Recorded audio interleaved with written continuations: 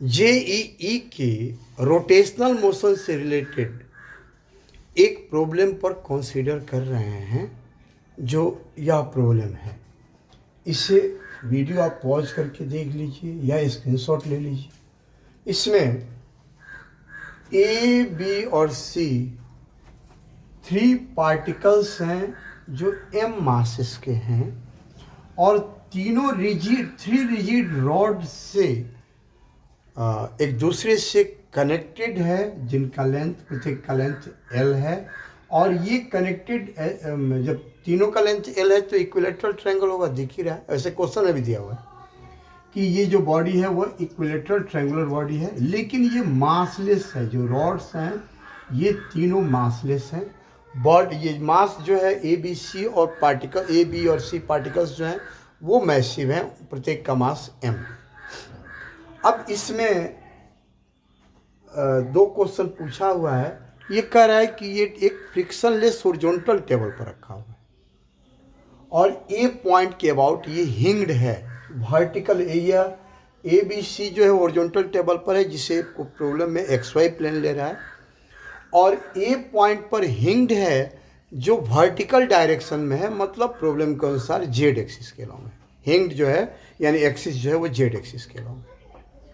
तो यह पहले क्वेश्चन में कह रहा है कि हिंग द्वारा इस पर फोर्स कितना लगेगा ट्रायंगुलर बॉडी पर, जब ये दिया हुआ इन्फॉर्मेशन या ओमेगा एंगुलर वेलोसिटी से, constant velocity angular velocity omega से ये रोटेट कराया जा रहा है तब। तो ए नंबर क्वेश्चन इजी है। बी नंबर क्वेश्चन इसका अच्छा है, वो ध्यान दीजिएगा आप लोग। ए नंबर क्वेश्चन में ध्यान दीजिएगा, आसानी से बन जाएगा। फिर भी देखिए, अब हम लोग सॉल्यूशन की तरफ बढ़ रहे हैं। प्रॉब्लम में बी नंबर क्वेश्चन जो है उसको भी एक बार समझा दें। कह रहा है कि जब बी सी जो साइड है वह एक्स एक्सिस के पैरेलल है, उस समय एफ फोर्स अप्लाई किया जा रहा है बी सी के अलॉन्ग, यानी एक्स के अलॉन्ग। तो उस सिचुएशन में हिंग कितना फोर्स लगाएगा इस ट्रायंगुलर बॉडी पर, उसका जितना भी फोर्स लगाएगा उसका एक्स कंपोनेंट और वाई कंपोनेंट फाइंड करना। ठीक है, हम लोग आगे बढ़ रहे हैं। प्रॉब्लम तो क्लियर है। अब हम इसको मिटा के इरेज करके और तब इसके सॉल्यूशन की तरफ बढ़ रहे हैं। इसी फिगर से काम चल जाएगा हम लोग का। फिगर को बड़ा बनाने की जरूरत नहीं पड़ेगी।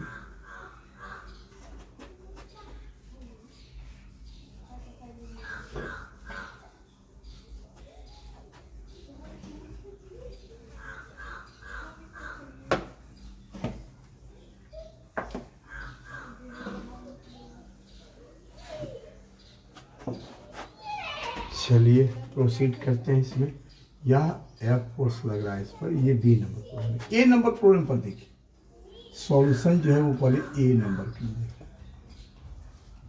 ये दिख रहा है कि ये बी और सी पार्टिकल्स जो हैं वो सर्कुलर पाथ पर रिवोल्यूशन करेंगे ए के अबाउट।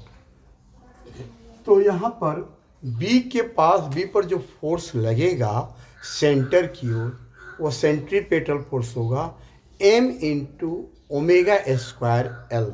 रेडियस यहाँ एल के इक्वल है, ओमेगा एंगुलर वेलोसिटी दिया हुआ है प्रॉब्लम में।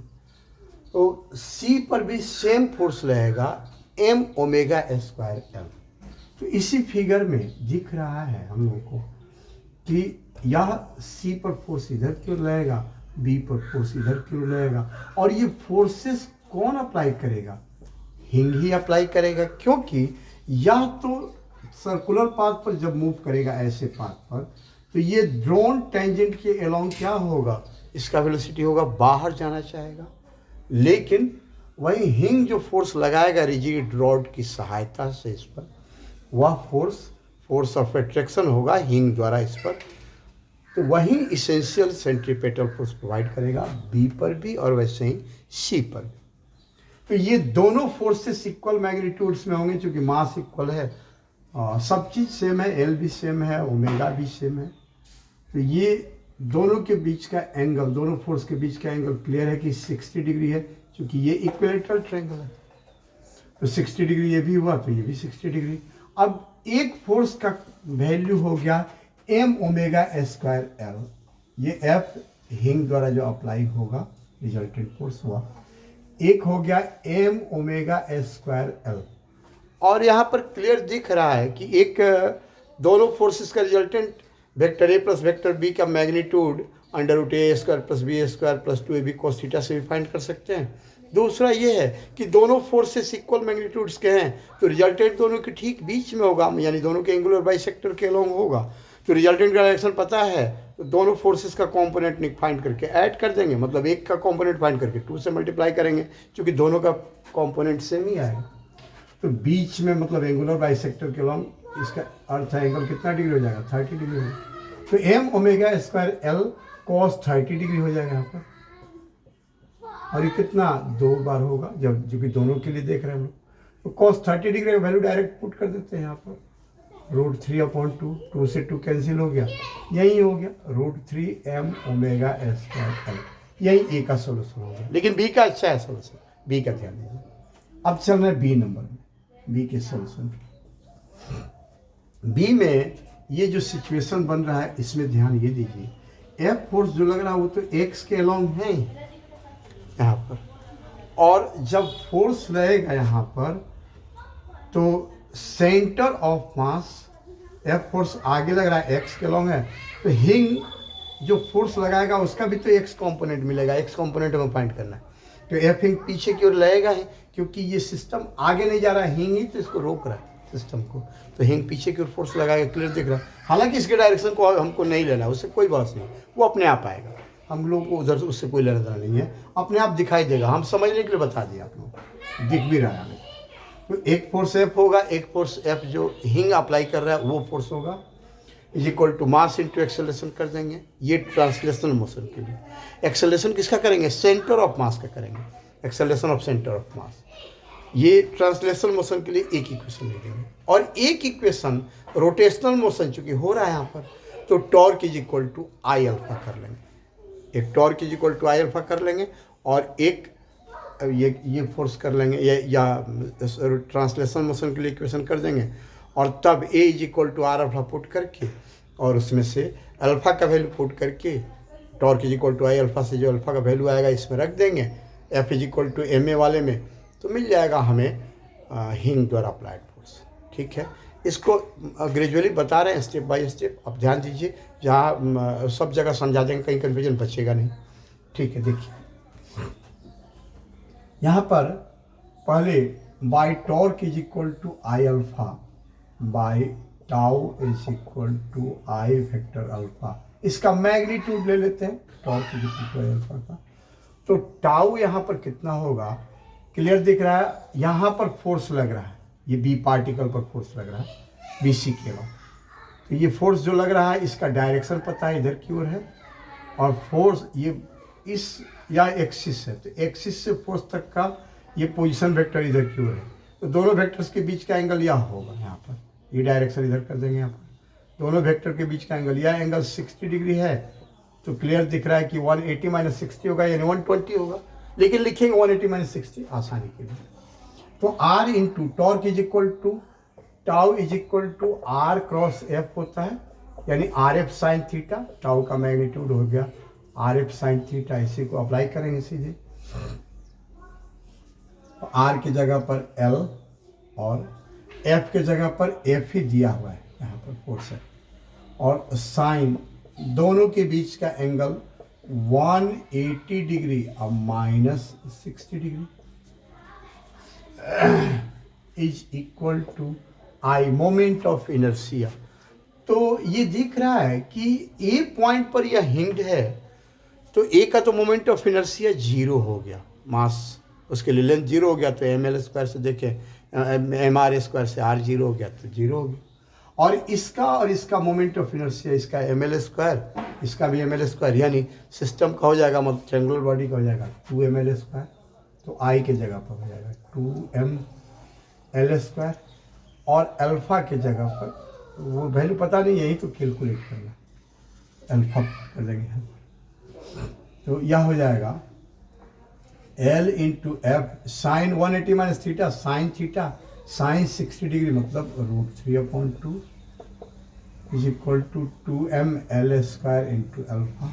इससे अल्फा मिल जाएगा, अल्फा इज इक्वल टू एक एल से एक एल कैंसिल हो गया, यहाँ पर क्या बचा और √3, 2 को इधर भेजेंगे तो √3/4 हो गया, 2 × 2 4, और यहाँ f ऊपर और m नीचे और एक एल कैंसिल है, एक एल नीचे, यही हो गया।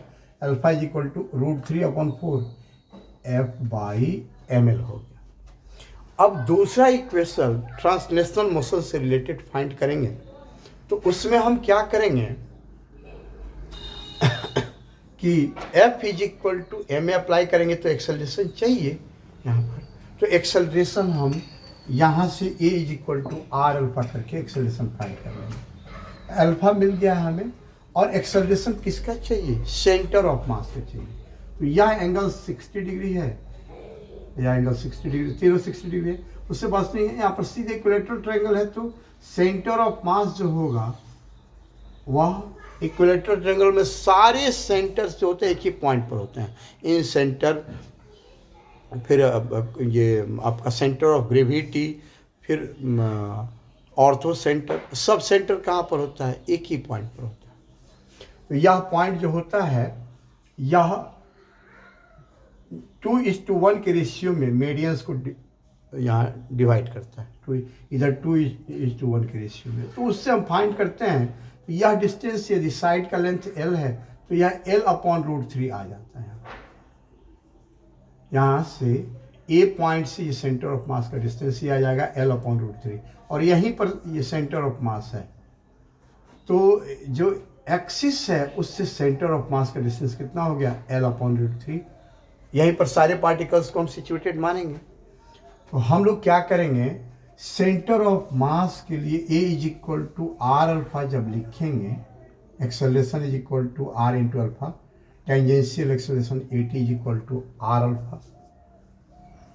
तो यहाँ पर जब BC x के पैरेलल है उस सिचुएशन में हम टेंजेंशियल एक्सेलरेशन यहाँ सेंटर ऑफ मास का देखें तो सेंटर ऑफ मास ऐसे ही ना मूव करेगा, तो ये भी तो x के पैरेलल होगा, तो एक्सेलरेशन का यहाँ पर ये भी तो x एक्सिस के पैरेलल होगा, क्या एक्सेलरेशन इस समय, तो एक्सेलरेशन का x कंपोनेंट ax, यानी सेंटर ऑफ मास का एक्सेलरेशन का x कंपोनेंट, दोनों इसको शॉर्ट करने के लिए ऐसे लिख दिए, इनटू हो जाएगा कितना अल्फा, यहाँ पर ये is equal to R into alpha, sorry R के जगह पर कितना होगा, अभी देखे थे हम लोग l/√3, यहाँ ये डिस्टेंस सेंटर ऑफ मास तक का l/√3 होगा यहाँ, तो l/√3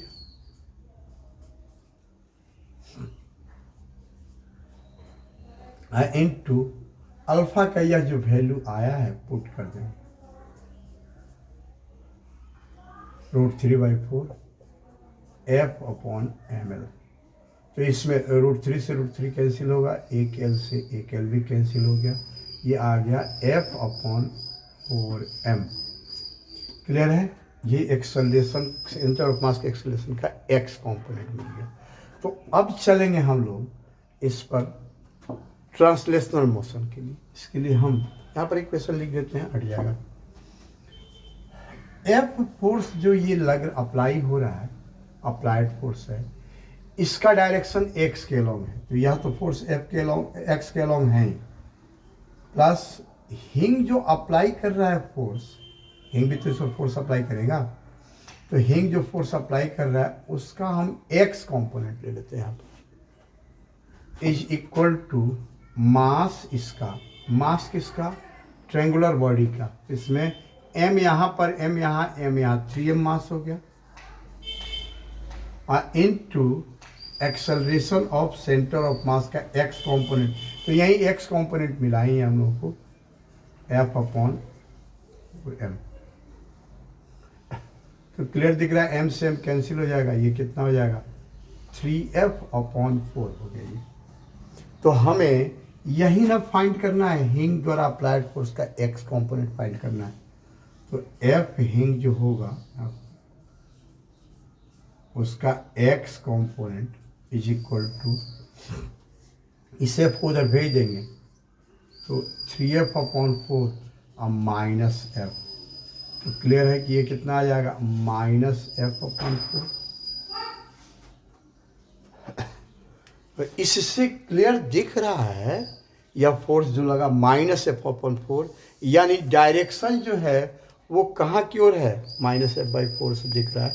डायरेक्शन यह एक्स एक्सिस के ओपोजिट है, जो हम पहले समझाए थे यहाँ पर कि जब हम एफ फोर्स आगे अप्लाई कर रहे हैं इस ट्रेंगुलर बॉडी पर, तो हिंग इसको रोकने के लिए फोर्स पीछे अप्लाई करेगा ना, एफ हिंग, तभी ना ये रुक पाएगा यहाँ पर, चूँकि हिंग्ड है यहाँ पर, आगे बढ़ेगा नहीं यहाँ से, ए पॉइंट से आगे नहीं प्रोसीड करेगा। तो ये फोर्स कहाँ लगेगा, एफ हिंग द्वारा पीछे, वो आ भी गया है -f/4 है, दिख रहा है -f/4। तो हमको लगता है क्लियर है ये कैसे होगा। ये एक्स कंपोनेंट हुआ, एफ हिंग का एक्स कंपोनेंट। और वाई कंपोनेंट की हम बात करें तो वाई कंपोनेंट ये दिख रहा है यहाँ पर कि ये जो फोर्स लग रहा है वो एक्स के एलोंग लग रहा है, तो वाई के एलोंग इसका कंपोनेंट 0 होगा, इस फोर्स का, अप्लाइड फोर्स का वाई के एलोंग कंपोनेंट 0 होगा। और जो m⍵² L/√3 आया था, ये √3 m⍵² जो फोर्स आया था हिंग पर पहले सिचुएशन में, जब हम कैपिटल F फोर्स यहाँ अप्लाई नहीं किए थे, उस समय की बात हो रही है। ये √3 m⍵² जो फोर्स था ये कहाँ की ओर है, ये दिख रहा है कि y एक्सिस के लॉन्ग है, ये x एक्सिस के लॉन्ग है, और ये दो जो लाइन्स हैं यहाँ पर, ये जो साइड के एलोंग हम बढ़ाए हैं, इसके बीच में यही ना y एक्सिस है यहाँ पर। तो ये दोनों का रिजल्टेंट y के लॉन्ग है, यानी यह फोर्स कहाँ की ओर है, y के लॉन्ग है। तो इस फोर्स का x कंपोनेंट कितना हो जाएगा, 0। और y के लॉन्ग फोर्स है तो उसका x कंपोनेंट 0 होगा, यानी यह जो हिंग द्वारा अप्लाइड फोर्स है वो इतना ही रह जाएगा। इसका यदि कंपोनेंट मिलता है x के लॉन्ग तो वो ऐड करते जितना मिलता, तो अब तो वो ऐड करना ही नहीं है क्योंकि वो y के लॉन्ग मिल रहा है, उसका x कंपोनेंट 0 हो गया। और यह जो कंपोनेंट मिल रहा है y के एलोंग है, यह कंपोनेंट y के एलोंग, इसका y के एलोंग कंपोनेंट 0 हो जाएगा, यानी y के एलोंग कंपोनेंट फोर्स का कितना हो गया, यही हो गया। x के एलोंग कंपोनेंट कितना हो गया, यह हो गया -f/4। f फोर्स का f हिंग एलोंग y, ये आ जाएगा कितना, इज इक्वल टू √3 m⍵²L, यही है। तो यही एक्स और वाई कंपोनेंट्स मिल गए। हमको लगता है क्लियर होगा, कॉन्सेप्ट्स भी क्लियर होगा, प्रॉब्लम भी समझ गए होंगे। कोई प्रॉब्लम आपके पास है तो भेजिए हमें।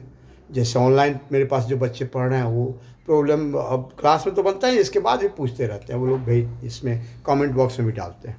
तो ठीक है, आपके पास भी प्रॉब्लम होगा तो भेजिए हमें। ठीक है, थैंक यू।